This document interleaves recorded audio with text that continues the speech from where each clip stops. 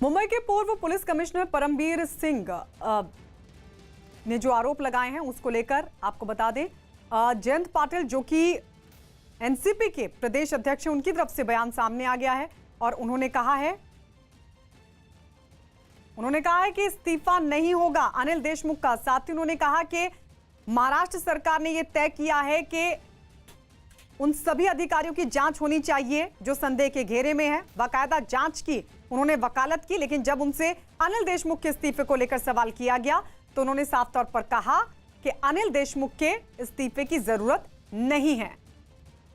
तो महाराष्ट्र में परमबीर के आरोपों के बाद से सियासी घमासान तेज है। उधर बीजेपी ये कह रही है कि अनिल देशमुख का इस्तीफा लिया जाए, साथ ही राष्ट्रपति शासन की भी मांग कर रही है। तो वहीं दूसरी तरफ कल शरद पवार ने भी एनसीपी नेताओं के साथ बैठक की और उस बैठक से पहले आपको बता दें, एनसीपी नेताओं की बैठक से पहले शिवसेना के प्रवक्ता संजय राउत जो कि राज्यसभा सांसद भी हैं, वो भी पहुंचे थे। शरद पवार से बात की, सुप्रिया सुले से भी चर्चा की, कमलनाथ भी वहां पहुंचे और उसके बाद जयंत पाटिल ने कहा कि इस्तीफे की जरूरत नहीं है।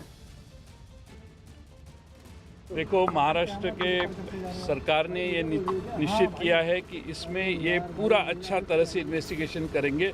उसमें जो अधिकारी इन्वॉल्व है, अगर बड़े कोई अधिकारी इन्वॉल्व है तो वहां तक पहुंचने की जरूर कोशिश होगी। और दो मिनट पहले मेरे को और उनके इन्वेस्टिगेशन में अगर कुछ आया तो हमारे ये प्रयास रहेगा कि उसमें से जो मेन कल्प्रिट है उसको ढूंढ निकालेंगे। अनिल देशमुख की रेजिग्नेशन की कोई आवश्यकता नहीं है। हमारी एटीएस पूरा छानबीन के तपास कर रही है। अंतिम सवाल, इस्तीफा होगा? नहीं होगा। नहीं होगा, लेकिन शरद पवार ने कहा कि मुख्यमंत्री फैसला करेंगे। नहीं, वो मुख्यमंत्री का वो अधिकारी है। तो ये थे हमारे साथ जयंत पाटिल। इनका कहना है कि इस्तीफा नहीं होगा, लेकिन शरद पवार कह चुके हैं कि मुख्यमंत्री फैसला करेंगे कि अनिल देशमुख का इस्तीफा होगा कि नहीं। हालांकि जयंत पाटिल ने भी कहा कि ये मुख्यमंत्री का अधिकार है। इस सबके बीच कल शरद पवार मीडिया से मुखातिब हुए और उन्होंने परमबीर सिंह के आरोपों पर क्या कुछ कहा, आइए सुनवाते हैं आपको। जो सीपी के बारे में कुछ कदम उठाए, शायद उनको पसंद नहीं होगी, शायद दुखी होगी और ये जिम्मेदारी अपने सिर पर नहीं आनी चाहिए। इस बारे में डाइवर्शन की टैक्टिक होती। तो शरद पवार ने कहा कि आज बैठक होगी एनसीपी नेताओं के साथ, कल भी हो सकता है चर्चा हो, लेकिन वो कह रहे हैं कि हो सकता है कि आज फैसला ले लिया जाए। लेकिन कल जयंत पाटिल जो कि एनसीपी के प्रदेश अध्यक्ष हैं, शरद पवार से उन्होंने मुलाकात की और उसके बाद ये कहा कि इस्तीफे की जरूरत नहीं है अनिल देशमुख के। सर, कब तक फैसला हो जाएगा देशमुख में? मुझे लगता है कल या परसों हम बैठेंगे, कल भी बैठेंगे। कल डिसाइड कर देंगे? कल, हाँ, क्योंकि आने के बाद बैठेंगे। महाराष्ट्र के पूर्व सीएम देवेंद्र फडणवीस ने परमबीर की चिट्ठी पर पवार के जवाब पर पलटवार किया। फडणवीस ने एनसीपी नेता शरद पवार पर भी हमला करते हुए कहा कि उन्होंने महाविकास आघाड़ी की सरकार बनवाई, इसलिए उसका बचाव कर रहे हैं और सच को छिपा रहे हैं। सरकार को बचाने की जिम्मेदारी ये पवार साहब ने अपने कंधे पर ली है। इस सरकार को मैन्युफैक्चर ही पवार साहब ने किया है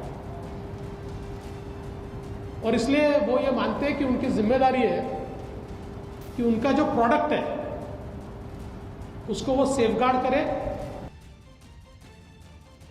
लेटर बम से महाराष्ट्र की सियासत में भूचाल मचा है, लेकिन शिवसेना सांसद संजय राउत को सब कुछ बेहद स्मूथ लग रहा है।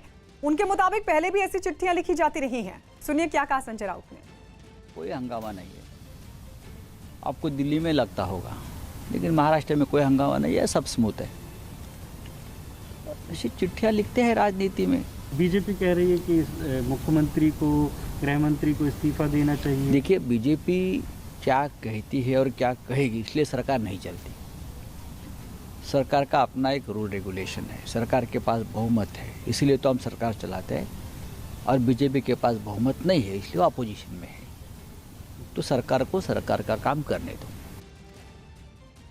संजय राउत भले ही दावा कर रहे हो कि महाराष्ट्र सरकार में सब ठीक ठाक है, सरकार को कोई खतरा नहीं है, लेकिन विरोधी तो राज्य में राष्ट्रपति शासन की मांग कर रहे हैं। जो परमवीर सिंह जी ने आरोप लगाया है, ये आरोप मुंबई पुलिस को बहुत बड़ा बदनाम करने वाला है। क्राइम जो होम मिनिस्ट्री है इसको भी मतलब बदनाम करने वाला है। इसीलिए नीतिमत्ता के आधार पर अनिल देशमुख जी ने रिजाइन भी देना चाहिए और महाराष्ट्र में राष्ट्रपति शासन लागू होना चाहिए। इसी तरह की आरपीआई की तरफ से मेरी मांग है। चिट्ठी बम को लेकर सियासी वार पलटवार का दौर जारी। एनसीपी प्रमुख शरद पवार ने मुंबई के पूर्व पुलिस प्रमुख जूलियो रेबेरो से मामले की जांच कराने का सुझाव दिया था, लेकिन रेबेरो ने अपनी उम्र का हवाला देते हुए जांच का हिस्सा बनने से इनकार कर दिया। I am not taking up any investigation. I have no intention of taking up any investigation, and I am not going to involve myself in it. I will, and thank him for thinking of me, but I am not available. Maharashtra के पूर्व police commissioner Parambir Singh की एक चिट्ठी ने राज्य की सियासत में भूचाल ला दिया है। चिट्ठी में गृहमंत्री अनिल देशमुख पर लगे 100 करोड़ की वसूली के आरोपों पर सत्ता पक्ष को जवाब देते नहीं बन रहा। हालांकि खुद अनिल देशमुख अपने ऊपर लगे तमाम आरोपों को बेबुनियाद करार दे चुके हैं, लेकिन महाराष्ट्र की सियासी सुबुगाहट ये साफ बता रही है कि अनिल देशमुख पर कुछ बड़ा फैसला लिया जा सकता है, क्योंकि सवाल 100 करोड़ की उगाही का है।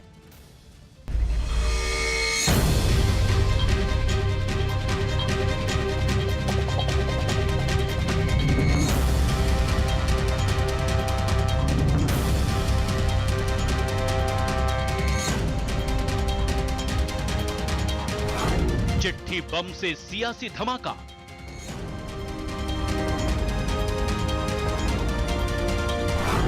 महाराष्ट्र में राजनीतिक भूचाल।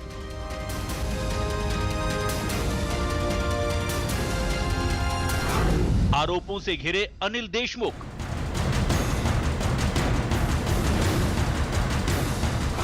गृह मंत्री पर फैसले का countdown.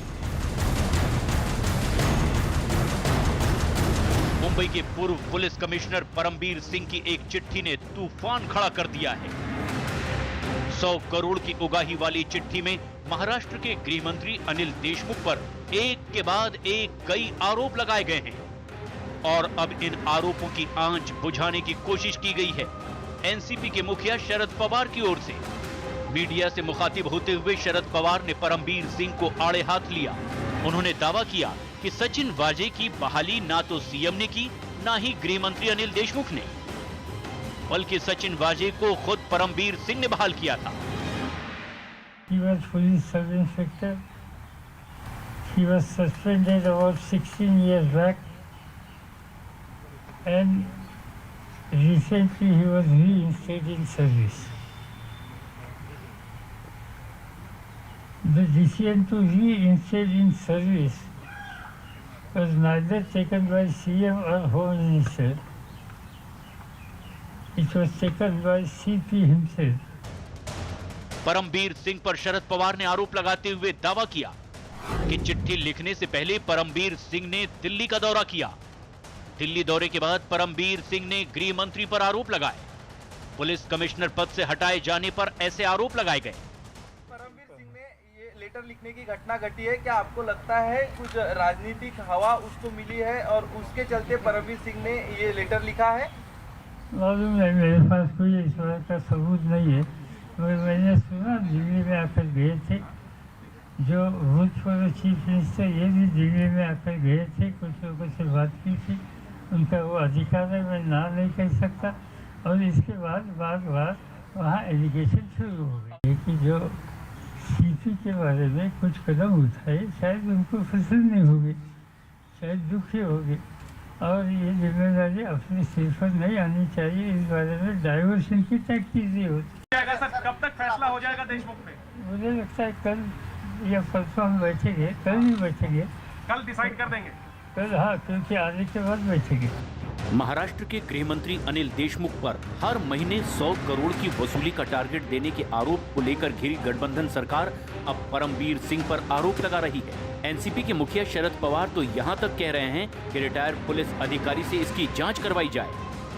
With my suggestion to the chief minister, he should offer Julie Rivero former police chief of Maharashtra, Bombay, and also contributed a lot for Indian police. Mr. General's reputation is very, very high. And if he accepts this responsibility, हालांकि news 18 से बातचीत में मुंबई के पूर्व police commissioner ने अपनी उम्र का हवाला देते हुए ऐसी किसी जांच में शामिल होने से इनकार कर दिया है। I am not taking up any investigation. I have no intention of taking up any investigation, and I am not going to involve myself in it. I will and thank him for thinking of me, but I am not available. लेकिन जब से चिट्ठी सामने आई है, BJP Maharashtra सरकार को घेरने में जुटी है। महाराष्ट्र के पूर्व सीएम देवेंद्र फडणवीस ने शरद पवार के जवाब पर पलटवार किया। सवाल पूछना चाहता हूं कि वे तो कहते हैं कि इस पूरी घटना की जांच करे, तो केवल परमवीर सिंह की जांच करे या घटना के एक मुख्य किरदार महाराष्ट्र के गृह मंत्री की भी जांच करे? और अगर महाराष्ट्र के गृह मंत्री की जांच करना है तो क्या सर्विल गृह मंत्री की जांच एक रिटायर्ड 10, 12, 15 साल पहले, 20 साल पहले जो रिटायर्ड हुए ऐसे डीजी कर सकते हैं क्या ऐसी निष्पक्ष जांच हो पाएगी? महाराष्ट्र की सियासत में चिट्ठी बम का ऐसा धमाका हुआ कि इस धमाके की गूंज सियासी गलियारों में दूर दूर तक सुनाई दे रही है। बीजेपी नेता रविशंकर प्रसाद ने इस मामले में महाराष्ट्र सरकार को घेर लिया है। सचिन वाजे को 100 करोड़ रुपया की उगाही करने की जवाबदारी देते हैं गृह मंत्री। उससे और कितने गंदे काम कराए गए हैं? The BJP would like to know that what more dirty work have been sought to be done through the ugly face of Sachin Waje, ये भी हम जानना चाहेंगे। पूर्व पुलिस कमिश्नर परमवीर सिंह की चिट्ठी के बाद उठा ये तूफान सड़कों तक पहुंच गया। बीजेपी ने तमाम शहरों में सरकार और गृह मंत्री के खिलाफ मोर्चा खोल दिया है। मुंबई, नागपुर और पुणे की सड़कों पर सरकार के विरोध में प्रदर्शन हो रहे हैं। प्रदर्शनकारियों की मांग है कि ऐसे संगीन आरोपों के बाद अनिल देशमुख को तुरंत इस्तीफा देना चाहिए। उधर महाराष्ट्र नवनिर्माण सेना के प्रमुख राज ठाकरे ने भी गृह मंत्री अनिल देशमुख के इस्तीफे की मांग की है। मैंने कल ही डिमांड की है, अनिल देशमुख को इस्तीफा देना चाहिए इमीडिएटली। नहीं दिया तो लेना चाहिए, और इसकी इंक्वायरी महाराष्ट्र राज्य में नहीं हो सकती। तो उधर परमवीर सिंह के आरोपों पर महाराष्ट्र के गृह मंत्री अनिल देशमुख ने सफाई पेश की। जिस चैटिंग का उन्होंने चिट्ठी में जिक्र किया है वो प्लांट की गई चैटिंग है, और जिन अधिकारियों को बुलाने की बात कही गई है उसका मतलब साफ है कि गृह विभाग का मुखिया होने की वजह से गृह मंत्री किसी को भी बुला सकता है। होटल, बार या पब से पैसा लाया जाए, ये बातें पूरी तरह मनगढ़ंत है और तथ्यों के उलट है। अगर परमवीर कह रहे हैं डीसीपी और एसीपी से कोई मुलाकात हुई है तो उन्हें एंटी करप्शन को इसकी शिकायत करनी चाहिए। लेकिन बीजेपी इस मामले में कोई भी मौका नहीं चूकना चाहती। महाराष्ट्र के पूर्व मुख्यमंत्री देवेंद्र फडणवीस मुखर होकर सरकार की घेराबंदी करने में जुटे हैं। उन्होंने न सिर्फ सरकार की नीयत पर सवाल खड़े किए, बल्कि सचिन वाजे की नियुक्ति और उन्हें सौंपे जाने वाले महत्वपूर्ण केसों के बारे में भी सरकार को कटघरे में खड़ा कर दिया है। पवार साहब का पहला स्टेटमेंट बहुत महत्व का था। उन्होंने कहा यह बहुत गंभीर आरोप है। अगर आरोप गंभीर है तो सबसे पहले गृह मंत्री को उनके पद से हटाया जाना चाहिए, और उसके बाद इस प्रकार की जांच होनी चाहिए। हमारा तो कहना है, वैसे तो जांच सेंट्रल एजेंसीज ने की जानी चाहिए, लेकिन अगर आपको नहीं है विश्वास तो कोर्ट मॉनिटर्ड कीजिए। दरअसल पूर्व पुलिस कमिश्नर परमवीर सिंह जो इस वक्त सुर्खियों में आए हैं, उन्होंने अपनी चिट्ठी में यह आरोप लगाए थे कि सचिन वाजे को कई बार गृह मंत्री अनिल देशमुख ने अपने सरकारी आवास पर बुलाया था। इस दौरान सचिन वाजे पर कई बार 100 करोड़ रुपए की वसूली का दबाव बनाया गया। 8 पन्नों की इस चिट्ठी में परमवीर सिंह ने एक के बाद एक गृह मंत्री पर कई आरोप लगाए थे। महाराष्ट्र के गृह मंत्री अनिल देशमुख का जाना तय है। सूत्रों के मुताबिक शिवसेना चाहती है कि नए घटनाक्रम के बाद अनिल देशमुख जल्द से जल्द अपना इस्तीफा दे, लेकिन इस्तीफे से पहले एनसीपी नेताओं की बैठक होगी और उसमें यह तय होगा कि महाराष्ट्र का अगला गृह मंत्री कौन होगा, क्योंकि महाविकास अघाड़ी सरकार में गृह मंत्री का पद एनसीपी कोटे से है। इस दौरान भले ही गृह मंत्री ने परमबीर सिंह के दावों को नकार दिया हो, लेकिन परमबीर सिंह का भी साफ कहना है कि उनकी चिट्ठी पूरी तरह से सही है।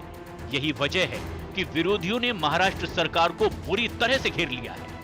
आम जनता जब कोरोना के समय पर जिंदगी और मौत से लड़ने की भूमिका में थी, तब आप वसूली का काम डिस्को, पब, बार से कर रहे थे। आपको इस सवाल का जवाब देना पड़ेगा कि और कौन से मामलों में ठाकरे सरकार के मंत्री पुलिस के द्वारा अपनी खंडनी और पैसा वसूल करने का काम कर रहे थे। महाराष्ट्र में सत्ता का ये नया संघर्ष अब एक ऐसे पड़ाव पर पहुंच गया है जहां से कभी भी कोई भी चौंकाने वाली खबर सामने आ सकती है। फिलहाल इंतजार सरकार के अगले कदम का है। पश्चिम बंगाल के लिए अमित शाह ने घोषणा पत्र जारी कर दिया, जिसे सोनार बांग्ला संकल्प पत्र का नाम दिया गया है। बीजेपी ने अपने चुनावी संकल्प पत्र में महिलाओं को नौकरी में 33% आरक्षण देने का वादा किया है। अमित शाह ने वादा किया कि बंगाल के किसानों को पीएम किसान सम्मान निधि योजना का लाभ मिलेगा। 75 लाख किसानों को जो 18,000 रुपए 3 साल से ममता बनर्जी ने नहीं पहुंचने दिया, सरकार बनने पर वो सीधे किसानों के बैंक अकाउंट में जाएगा।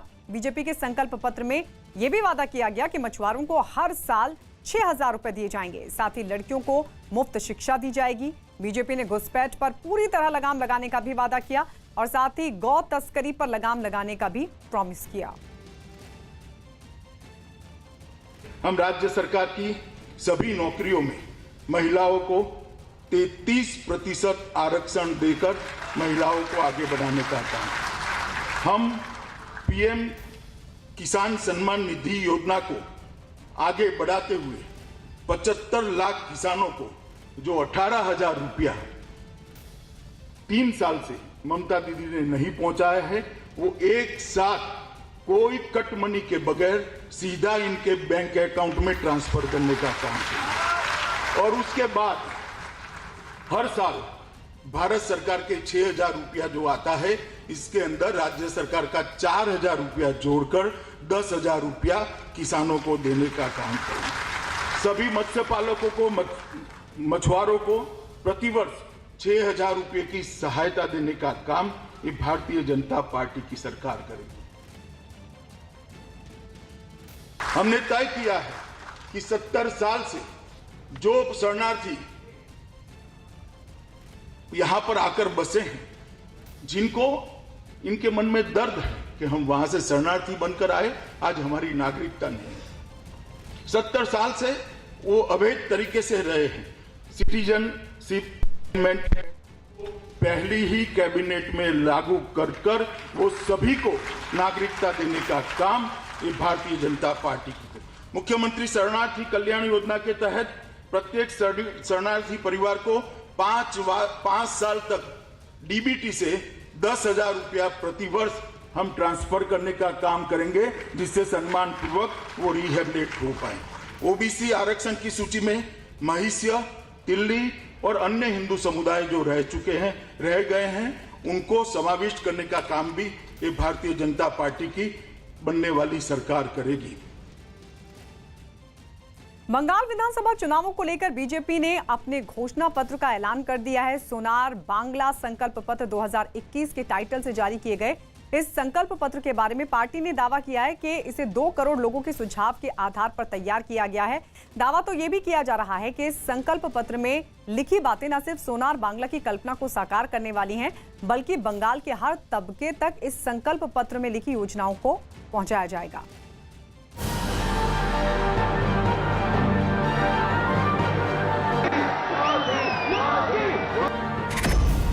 बंगाल में बीजेपी का मास्टर स्ट्रोक।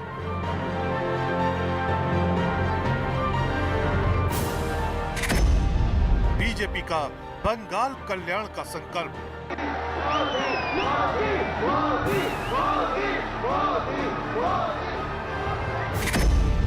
घोषणा पत्र में सोनार बांग्ला का विजन।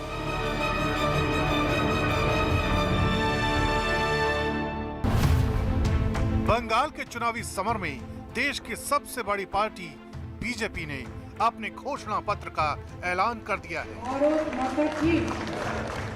पार्टी का दावा है कि 2 करोड़ लोगों के सुझाव लेने के बाद इसे तैयार किया गया है।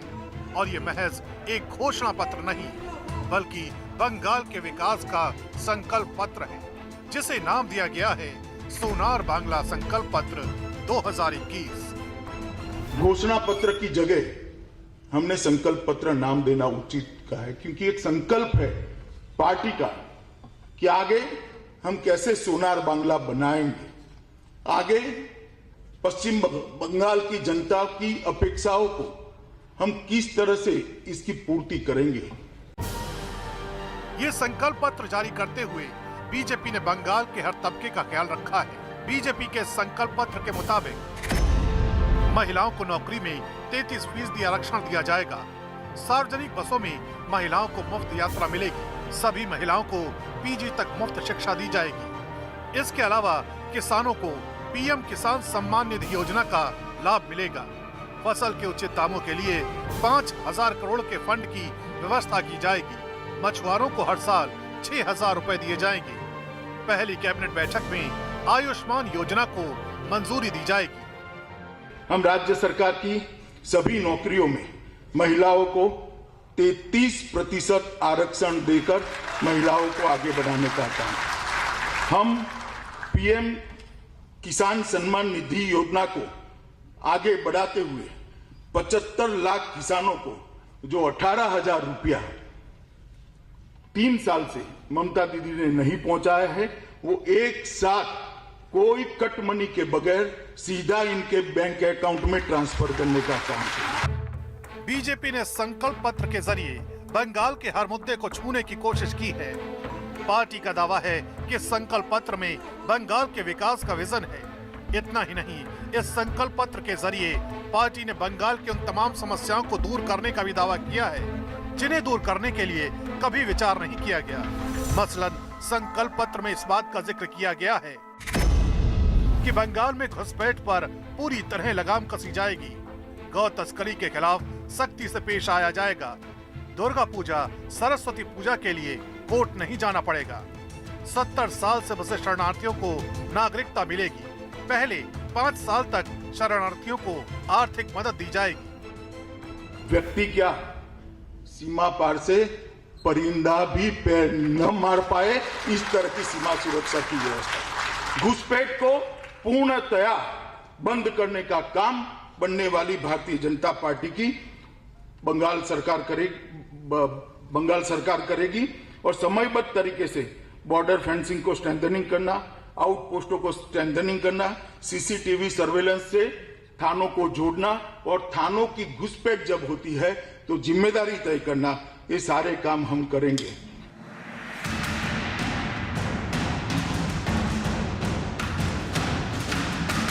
सोनार बांग्ला के सपने को साकार करने के मकसद से सोनार बांग्ला आयोग बनाया जाएगा। इसके अलावा बंगाल में सिंगल विंडो की व्यवस्था की जाएगी। बंगाल में हुई राजनीतिक हत्याओं की जांच कराई जाएगी। इसके अलावा भ्रष्टाचार के तमाम मामलों की भी जांच होगी। हम सोनार बांग्ला आयोग की स्थापना कर सुशासन की दिशा में एक नई पहल करेंगे। हम अम्फान, बुलबुल, आइला साइक्लोन के राहत कार्यों में भ्रष्टाचार की जांच के लिए एसटीएफ की स्थापना कर जिन्होंने भ्रष्टाचार किया है वो सबको कानून के सामने खड़ा करने का काम करेंगे। बीजेपी लगातार बंगाल विधानसभा चुनावों को लेकर परिवर्तन के बयार का दावा कर रही है। यही वजह है कि पार्टी ने अपने संकल्प पत्र में उन मुद्दों पर भी जोर दिया है जो मुद्दे अक्सर बंगाल के सियासत में सिर्फ मंच तक ही सीमित रहे हैं। मसलन बीजेपी का दावा है कि सत्ता में आते ही बंगाल में मेडिकल कॉलेज की सीटें बढ़ाई जाएंगी, हर घर तक साफ पानी पहुंचाया जाएगा, बंदरगाहों को आधुनिक रूप दिया जाएगा, गंगा सागर मेले को अंतर्राष्ट्रीय पहचान दिलाई जाएगी, मंदिरों के नवीनीकरण के लिए 100 करोड़ का फंड जारी किया जाएगा, विशाल सोनार बांग्ला संग्रहालय बनाया जाएगा। इसके अलावा शांति निकेतन के लिए 150 करोड़ का फंड बनाया जाएगा। हम आईआईटी और आईआईएम की तर्ज पर 5 बहुविषयक शिक्षण एवं अनुसंधान विश्वविद्यालय मेहरू की स्थापना करेंगे। हम कुरमाली, संथाली, राजबंशी और नेपाली जैसी क्षेत्रीय भाषाओं को बढ़ावा देने के लिए स्कूलों को प्रोत्साहित करेंगे। हम राज्य सरकार की सभी नौकरियों के लिए एक कॉमन एलिजिबिलिटी टेस्ट की शुरुआत करेंगे, जिससे भर्तियों में करप्शन पर नकेल कसी जा सके। बीजेपी का दावा है कि इस संकल्प पत्र से न सिर्फ जनता की उम्मीदें पूरी होंगी, बल्कि इसी विजन के जरिए जन जन तक उन सुविधाओं को पहुंचाया जा सकेगा जिसके लिए बंगाल की जनता अब तक तरसती रही है। उधर असम विधानसभा चुनाव में जीत हासिल करने के लिए बीजेपी ने अपनी पूरी ताकत लगा दी है। केंद्रीय गृह मंत्री अमित शाह आज असम के दौरे पर हैं और वो वहां ताबड़तोड़ कई रैलियों को संबोधित करेंगे। सबसे पहले अमित शाह धेमाजी जाएंगे और वहां वो एक रैली करेंगे। इसके बाद माजुली में एक रैली को संबोधित करेंगे और फिर आखिर में गृह मंत्री अमित शाह उदालगुड़ी के नलबाड़ी में रैली करेंगे। उनके दौरे को लेकर तैयारियां पूरी कर ली गई हैं और साथ ही अमित शाह के दौरे से पार्टी कार्यकर्ताओं में भी जबरदस्त उत्साह है। गृहमंत्री अमित शाह के अलावा बीजेपी के अध्यक्ष जेपी नड्डा भी आज असम में हुंकार भरेंगे। नड्डा कई रैलियों को संबोधित करेंगे। सबसे पहले जेपी नड्डा आज सुबह करीब 11 बजे डिब्रूगढ़ के तिंगखोंग पहुंचेंगे और एक रैली करेंगे। इसके बाद वो जोरहाट के तिताबोर में भी रैली को संबोधित करेंगे। तो एक तरफ गृहमंत्री अमित शाह कई रैलियों को संबोधित करेंगे, तो वहीं दूसरी तरफ बीजेपी के राष्ट्रीय अध्यक्ष जेपी नड्डा का भी कार्यक्रम असम के दौरे पर जेपी नड्डा रहेंगे। कई रैलियों को उनकी तरफ से भी संबोधित किया जाएगा। तो असम में 3 चरणों में चुनाव होना है। 126 विधानसभा सीट पिछले बार बीजेपी ने जीत दर्ज की थी और कोशिश यही कि इस बार भी जीत दर्ज की जाए। जम्मू कश्मीर के कुपवाड़ा से रोंगटे खड़े कर देने वाली एक तस्वीर सामने आई, जहां बर्फ के नीचे दबे एक ट्रक ड्राइवर की जान बचा ली गई। बताया गया कि जिस वक्त वो सड़क से गुजर रहा था तभी वहां अचानक बर्फीला तूफान आ गया और बर्फ की एक बड़ी सी चट्टान उसके ट्रक के सामने आ गई, जिससे टक्कर होने के बाद वो नीचे गिर गया और बर्फ की चट्टान में फंस गया। बर्फ में दबे आदमी को बचाने के लिए बॉर्डर रोड्स ऑर्गेनाइजेशन की टीम ने फटाफट रेस्क्यू का काम शुरू कर दिया। टीम का एक जवान बर्फ की चट्टान को लोहे की रॉड से तोड़ने लगा। अच्छा, इसकी टांग निकालने की कोशिश कर, टांग निकालने की कोशिश कर इसकी। इस दौरान उस आदमी को चोट ना लगे, इस बात का भी पूरा ध्यान रखा गया। उसे ठंड से बचाने के लिए वहाँ आग का भी इंतजाम किया गया। बाबू इसके ऊपर नहीं गिरना, बर्फ ऊपर नहीं गिरना इसके, क्योंकि इसकी टांग पहले बहुत ठंडी हो गई। ये आराम से बिल्कुल। बर्फ के नीचे फंसा ट्रक ड्राइवर काफी घबरा गया और वो बार बार जवानों से खुद को बचाने के लिए कहने लगा। हाँ, ठीक, कोई बात नहीं। काफी देर की मेहनत के बाद उसे इस मुसीबत से बाहर निकाल लिया गया और उसकी जान बचा ली गई। प्रधानमंत्री नरेंद्र मोदी विश्व जल दिवस के मौके पर आज जल शक्ति अभियान कैच द रेन की शुरुआत करेंगे। प्रधानमंत्री दोपहर करीब 12:30 बजे वीडियो कॉन्फ्रेंसिंग के जरिए इस कार्यक्रम की शुरुआत करेंगे। इस अभियान को गांव-गांव में जन आंदोलन के रूप में चलाया जाएगा ताकि बारिश का पानी जमा हो सके और इससे भू जल स्तर के बेहतर बनाया जा सके। इस अभियान के तहत शहरी और ग्रामीण इलाकों में लोगों को जागरूक किया जाएगा और उन्हें ये बात बताई जाएगी कि किस तरह से वो बारिश का पानी बचाकर अपने भविष्य को बेहतर बना सकते हैं। इस अभियान के तहत केन बेतवा लिंक परियोजना के लिए ऐतिहासिक समझौते पर हस्ताक्षर भी किए जाएंगे। पीएम की मौजूदगी में केंद्रीय जल शक्ति मंत्री और मध्य प्रदेश और यूपी के मुख्यमंत्रियों के बीच केन बेतवा लिंक परियोजना लागू करने के समझौते पर हस्ताक्षर किए जाएंगे। ऑस्ट्रेलिया के न्यू साउथ वेल्स में भारी बारिश के बाद वहां के कई इलाकों में बाढ़ के हालात बन गए। बाढ़ की वजह से वहां के कई परिवार बेघर हो गए। क्योंकि मूसलाधार बारिश के बाद पूरे इलाके में पानी भर गया। ऐसी कोई भी जगह नजर नहीं आई जहां पानी ने अपना डेरा ना जमाया हो। जहां तक नजर गई वहां पानी और बर्बादी का मंजर ही दिखाई दिया। लोगों के घर बार, सामान, गाड़ियां सब सैलाब में समा गए। हालात ये हो गए कि सड़क और नदी के बीच का फर्क ही मिट गया। रास्तों पर सैलाब का पानी नदियों की तरह बहने लगा। सड़कों पर पानी भर जाने से कई लोग रास्तों में ही फंस गए और मदद का इंतजार करने लगे। एक तस्वीर में तो एक गाड़ी पानी में तैरती नजर आई। सैलाब की सितम ने लोगों को उनके घरों में कैद होने पर मजबूर कर दिया। The latest weather forecast we have suggests that the rainfall will continue into Thursday. बारिश की वजह से हालात इस कदर बिगड़ गए कि वहां के कई बांध पानी के खतरे के निशान के पार पहुंच गए, जिससे वहां के कई इलाकों में तबाही का खतरा पहले से और ज्यादा बढ़ गया। यही नहीं, वहां की कई नदियों ने भी रौद्र रूप ले लिया। कुदरत के इस प्रकोप के बीच राहत बचाव की टीमें पूरी तरह मुस्तैद नजर आईं। कांग्रेस के नेता राहुल गांधी आज केरल के दौरे पर हैं। राहुल गांधी सुबह करीब 11 बजे केरल के कोच्चि पहुंचेंगे, जहां वो रैलियों के अलावा रोड शो भी कर सकते हैं। सबसे पहले राहुल सेंट टेरेसा कॉलेज के छात्रों के साथ बातचीत करेंगे। इसके बाद वो कई कार्यक्रमों में शिरकत करेंगे। कोच्चि में अपने कार्यक्रमों के बाद राहुल अलप्पुझा के लिए रवाना होंगे, जहां वो कई कार्यक्रमों में शामिल होंगे।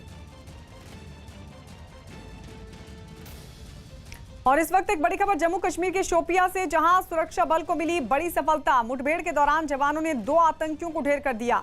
मुठभेड़ अभी भी जारी है, इलाके में और आतंकी छिपे हो सकते हैं, इस तरह की जानकारी, जिसके बाद पूरा इलाका सुरक्षा बल ने घेरा हुआ है। मुठभेड़ चल रही है, लेकिन इस सब के बीच एक बड़ी कामयाबी, 2 आतंकियों को ढेर कर दिया गया। किस संगठन से जुड़े हुए हैं ये अभी तक साफ नहीं हो सका है, लेकिन जानकारी के इनपुट मिले थे और उसके बाद कल रात से लगातार ये मुठभेड़ चल रही है। 2 आतंकी ढेर हो चुके हैं। मध्य प्रदेश के मंदसौर में इजहार गढ़वी नाम के भूमाफिया के खिलाफ कार्रवाई करते हुए प्रशासन ने उसके कई अवैध निर्माणों को ध्वस्त कर दिया। आरोप है कि उसने सरकारी जमीन पर कब्जा कर वहां एक स्लेट पेंसिल बनाने का कारखाना समेत कई अवैध मकान बना लिए थे, जिन्हें प्रशासन की टीम ने ढहा दिया। इस काम में खुदाई करने वाली मशीन को लगाया गया, जिसने सरकारी जमीन पर बने अवैध निर्माण को एक एक कर गिरा दिया। जिस अवैध साम्राज्य को खड़ा करने में भूमाफिया को सालों का वक्त लगा, उसे खुदाई करने वाली मशीन ने कुछ मिनटों में ही जमींदोज कर दिया। इस पूरी कार्रवाई के दौरान वहां बड़ी संख्या में पुलिस के जवान भी तैनात रहे, ताकि कोई हंगामा होने पर उसे वक्त रहते शांत करवाया जा सके। महाराष्ट्र में कोरोना बेकाबू होता दिख रहा है। राज्य में कोरोना मरीजों की संख्या काफी तेजी के साथ बढ़ रही है। पिछले 24 घंटे में 30,000 से ज्यादा कोरोना मरीज सामने आए, जबकि 99 लोगों की कोरोना से मौत हो गई। मुंबई की बात करें तो वहां पिछले 24 घंटे में 3,375 नए मरीज मिले और 10 लोगों ने कोरोना से अपनी जान गंवा दी।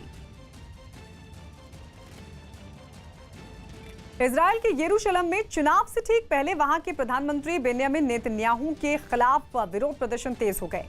इजराइल में सुबह नई सरकार के लिए वोटिंग होगी। पनडुब्बी घोटाला और कोरोना महामारी से निपटने में नाकाम रहने के आरोपों से घिरे नेतन्याहू के खिलाफ वहां पिछले कई महीनों से प्रदर्शन जारी है, जो चुनाव के इस मौसम में और जोर पकड़ने लगा। प्रदर्शनकारी नारेबाजी करते हुए बेंयामिन नेतन्याहू के घर के बाहर जमा हो गए और चुनाव से पहले उनके इस्तीफे की मांग करने लगे।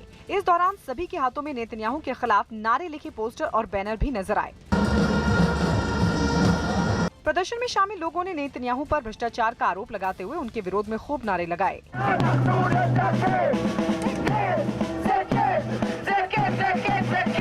प्रदर्शनकारियों की भीड़ में बड़ी तादाद में महिलाएं और बुजुर्ग भी शामिल थे, जो काफी देर तक सड़क पर खड़े होकर अपनी आवाज बुलंद करते रहे। Benjamin Netanyahu, אנחנו פה מהקיץ। इस दौरान कुछ लोग वहां पटाखे फोड़कर नाचते गाते भी दिखाई दिए। और इस वक्त एक बड़ी खबर राजस्थान के बीकानेर से, जहां अनाज की टंकी में दम घुटने से 5 बच्चों की मौत हो गई। बताया गया कि ये बच्चे घर में खेलते वक्त अनाज की टंकी में बंद हो गए थे, जिसके बाद उनकी मौत हो गई। तो बीकानेर में ये बड़ा हादसा, 5 बच्चों की मौत हो गई है। जानकारी है कि अनाज की टंकी में ये बच्चे बंद हो गए थे। खेलते खेलते ये बच्चे अनाज की टंकी में बंद हो गए थे और उसके बाद दम घुटने से इन सभी बच्चों की मौत हो गई। सीरिया में तुर्की की सीमा के पास एक तेल डिपो को निशाना बनाकर मिसाइलों से हमले किए गए। बताया गया कि वहां ये मिसाइलें रूस की तरफ से दागी गईं, जिसने वहां तबाही मचा दी। हर तरफ बर्बादी का मंजर दिखाई देने लगा। जिस डिपो को निशाना बनाकर ये हमले किए गए, वहां से आग की ऊंची लपटें उठती दिखाई दी। काले धुएं का गुब्बार आसमान में छा गया, जिसे देख वहां के लोग पहले से और ज्यादा दहशत में आ गए। धमाके के बाद लगी आग में पूरा डिपो जलकर बर्बाद हो गया। डिपो पर खड़े करीब 100 से ज्यादा तेल टैंकर इस हमले की चपेट में आ गए और वो चंद मिनटों में आग के गोले में तब्दील हो गए, जिन्हें तुरंत बुझाने का काम शुरू कर दिया गया। आरोप है कि वहां ये हमला रूस ने करवाया है। हालांकि रूस की तरफ से इन आरोपों पर कोई जवाब नहीं आया। तेलंगाना के पेदपल्ली जिले में भीषण सड़क हादसा हो गया। एक तेज रफ्तार रोडवेज बस डिवाइडर से टकरा गई। हादसा इतना भीषण था कि बस डिवाइडर पर चढ़ने के बाद दूसरी तरफ जा गिरी, जिसमें 10 लोग जख्मी हो गए। घायलों को इलाज के लिए अस्पताल ले जाया गया।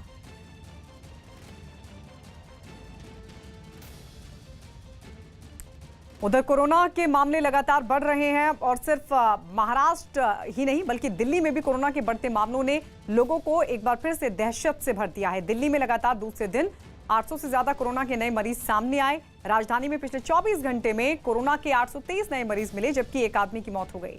एक दिन पहले 813 नए मरीज सामने आए थे।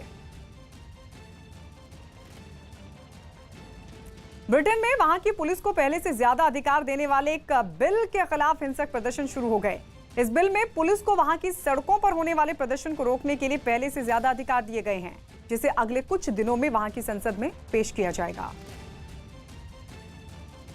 जिसके खिलाफ वहां हिंसक प्रदर्शन शुरू हो गए। प्रदर्शनकारियों ने वहां एक पुलिस थाने को घेर लिया और वहां आगजनी और तोड़फोड़ शुरू कर दी। गुस्साई भीड़ ने पुलिस की कई गाड़ियों को आग के हवाले कर दिया। यही नहीं, रोके जाने पर हंगामा कर रहे लोग वहां तैनात पुलिस वालों से भी भिड़ गए। प्रदर्शन में शामिल लोगों ने पुलिस थाने को अपना निशाना बनाया और वहां जमकर तोड़फोड़ की।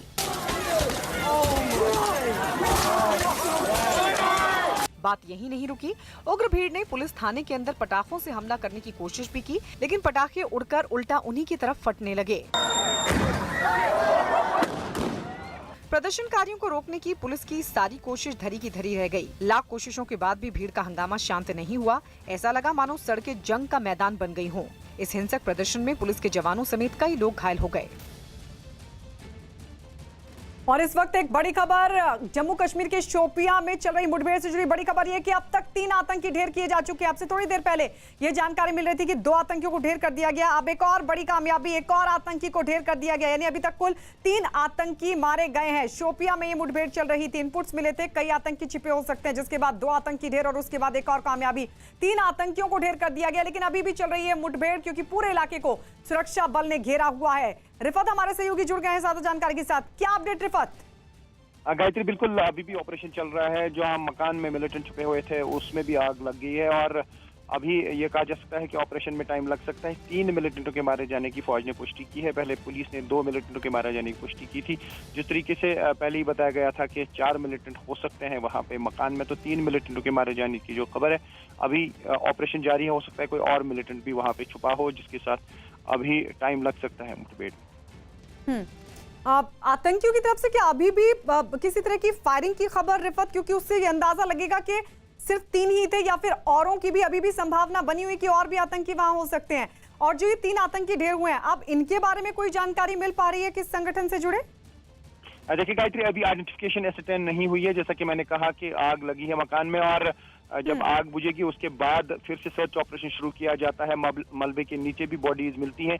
अभी चूंकि 3 मिलिटेंटों के मारे जाने की पुष्टि फौज ने की है, अभी और क्या कोई मिलिटेंट है ये कह पाना मुश्किल है, लेकिन ऑपरेशन जारी है। ऑपरेशन जो ही खत्म हो जाएगा उसके बाद ही बाकी डिटेल्स सामने आएंगी और इनकी आइडेंटिफिकेशन की जाएगी, किस पार्टी के साथ इनका ताल्लुक था, क्या क्या। ठीक है, अपडेट के लिए लौटेंगे रिफत आपके पास। तो एक मकान में आग लगी और वहां पर आतंकी के छिपे होने की बात सामने आ रही है, लेकिन जब आग बुझेगी उसके बाद एक बार फिर से सर्च किया जाएगा। लेकिन अभी भी संभावना बनी हुई है कि वहां पे एक और आतंकी हो सकता है। 3 आतंकी फिलहाल ढेर कर दिए गए हैं।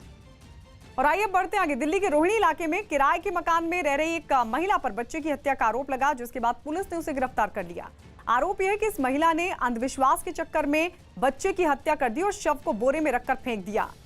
बताया जा रहा है कि शादी के कई सालों बाद भी जब इस महिला को कोई बच्चा नहीं हुआ, इस बात से परेशान ये महिला एक तांत्रिक के पास पहुंची। तांत्रिक के कहने पर ही महिला ने अपने पड़ोस में रहने वाले 2.5 साल के बच्चे को पहले अगवा किया और फिर उसकी हत्या कर दी। अब पुलिस उस तांत्रिक की तलाश में जुट गई है। इसमें जो अभी तक की तफ्तीश में सामने आई है, इसका कारण ये है कि जो महिला है उसकी 2013 में शादी हुई थी और अभी तक बच्चा नहीं हो पाया था। कुछ साल पहले, 4 साल पहले करीब, किसी तांत्रिक से मिली थी। उन्होंने ऐसे ही उनको बता दिया कि अगर किसी बच्चे की बलि देंगे तो शायद उनको बच्चा हो जाए।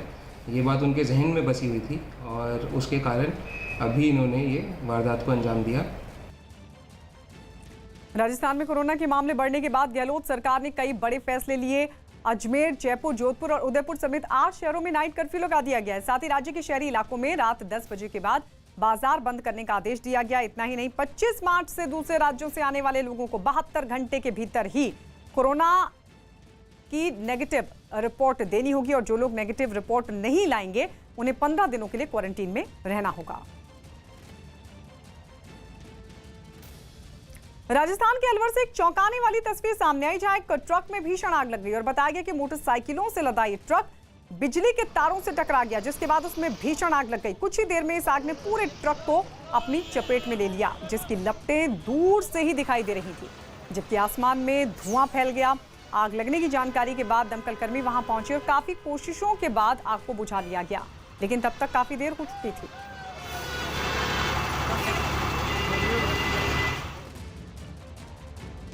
यूपी के हरदोई में 2 शिक्षकों पर फर्जी